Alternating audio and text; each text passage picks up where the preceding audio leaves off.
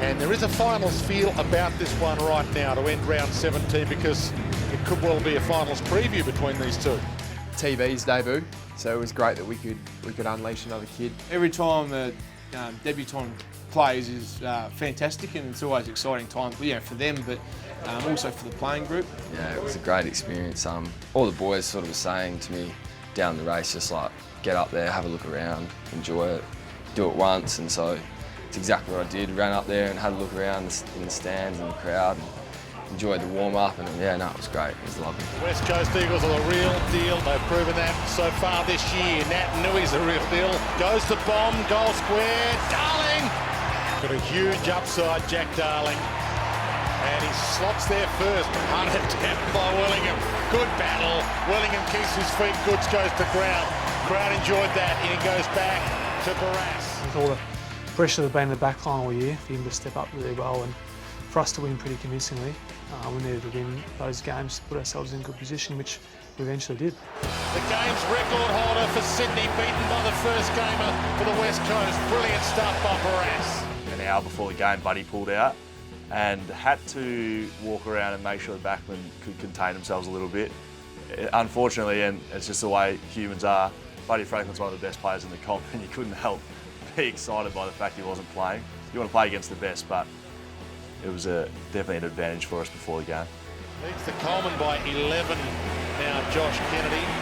55 for the year, and Nat Nui, well, he played on. I thought it was mine. I thought he was a good bloke, but I saw this black set of hands floating across in front of me, and I sort of knew what was going down, so I dropped mine.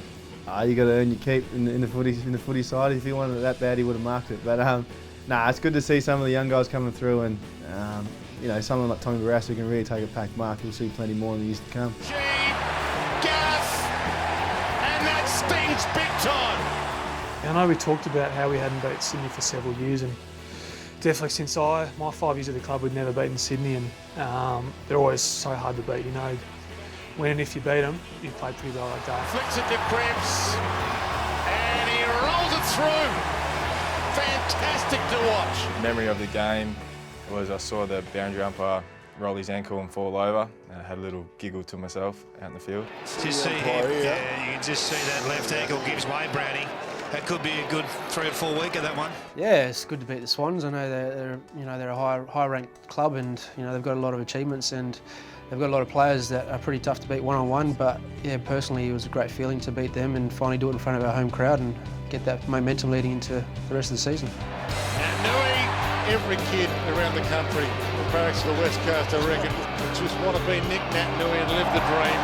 And slot goals like that. Yeah, I reckon it's the first time I've beaten Sydney, so it was a weird feeling. It was a great feeling, but yeah, normally we play, whether it's over there or over here, and they always seem to get us.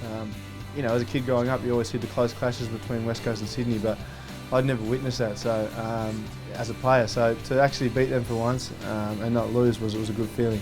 You've got to tip the boxes now, prove yourself in September. It's going to plan for the West Coast. It was a really good win against a really good team that have been in the finals for the last couple of years. I think that was another game where we'd had a pretty good run of wins, and we wanted to test ourselves against a really good team, and Sydney were there, and we knocked them off.